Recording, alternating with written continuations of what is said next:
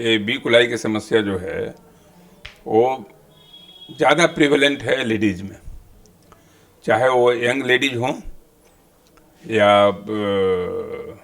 Old ladies हों। तो young ladies में जो अनमैरिड हैं, मैरिड हैं और जो ओल्ड लेडीज हैं जिनको मेनोपॉज हो गया, तीनों के अलग अलग कारण हैं। तो यंग लेडीज में चूँकि आप जानती हैं कि जो एनाटमी होती है वो दोनों ओपनिंग लेडीज में दोनों बहुत पास होते हैं, जो कि मर्दों में अलग होता है। यूरेथ्रा अलग होता है, पेशाब की नली अलग होती है और रेक्टल ओपनिंग अलग होता है। इसमें दोनों इतना नज़दीक होता है कि कभी भी वो इन्फेक्शन यूरिन में चला जाता है, यूरिन का इन्फेक्शन उधर जा सकता है, क्योंकि इतना प्रॉक्सिमिटी है, भगवान ने ऐसा दे रखा है नेचर कि दोनों के अपर्चर आसपास होने से ये परेशानी होती है। जो यंग मैरिड लेडी हैं उनके केस में जो सेक्सुअल इंटरकोर्स होता है वो उसकी वजह से ये फ्रीक्वेंसी ज़्यादा होती है बी कुलाई का, क्योंकि ऐसा बहुत सारे केसेस आते हैं जिसमें नई, जिसको हम लोग हनीमून सिस्टाइटिस कहते हैं, लोग हनीमून के लिए गए, बाहर में कहीं गए और हनीमून में ही वो सिस्टाइटिस लेके आ गए, कस के पेशाब में जलन हो रहा है, फीवर हो रहा है, पेट में दर्द हो रहा है, तो हनीमून सिस्टाइटिस ही नाम दिया गया उसका। तो हनीमून सिस्टाइटिस का मतलब है कि cystitis because of sexual intercourse which happens in the recently married ladies. Old ladies में चूँकि वो वाल थोड़ा एट्रोफी हो जाता है मेनोपॉज के बाद, तो चाहे वो वेजाइनल वाल हो चाहे यूरेथ्रल वाल हो, उसकी वजह से इन्फेक्शन के चांसेस बढ़ जाते हैं।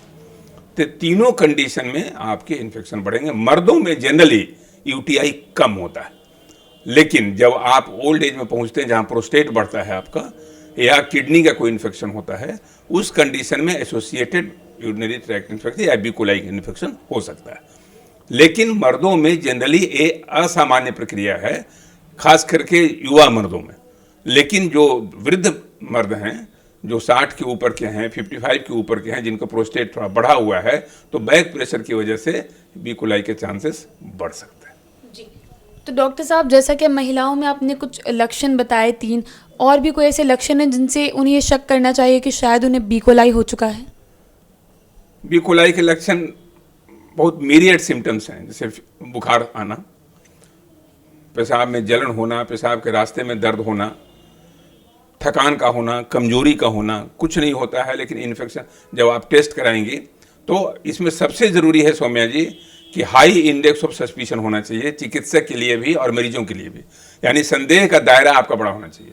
अगर आप यंग लेडी हैं और आप को कभी पेट के निचले हिस्से में दर्द आपको शुरू हो गया, जहाँ ब्लैडर का एरिया है, पेशाब करने में थोड़ा डिस्कम्फर्ट हुआ, उसको डिसयूरिया कहते हैं। तो डिसयूरिया में डिस्कम्फर्ट, बर्निंग नहीं भी हो सकता है लेकिन डिस्कम्फर्ट हो, मतलब जो नॉर्मल जो यूरिनेशन होता है जिसमें आप हल्का महसूस करती हैं, वो हल्का नहीं होकर के आपको थोड़ा कष्ट हो रहा है, तो डिसयूरिया हो या फिर बर्निंग हो, वो सब लक्षण हैं बी कुलाई के। तो इस पर सजग होना चाहिए। तो डॉक्टर साहब, इलाज किस तरीके से होता है, क्या उपाय है इसका? इसका उपाय यही है कि पानी खूब पिए, पूरा हाइड्रेशन होना चाहिए, और जैसा मैंने कहा कि संदेह का दायरा बढ़े तो यूरिन कल्चर करा लीजिए, और कल्चर में जो सेंसिटिव आए, जो बैक्टीरिया सेंसिटिव आए एंटीबायोटिक्स, वो एंटीबायोटिक आप चलाएंगे, 2 सप्ताह तक एंटीबायोटिक लगातार चलेगा और उसके बाद ऑटोमेटिकली ठीक हो जाएगा। कोई गंभीर बीमारी तो है नहीं। जी।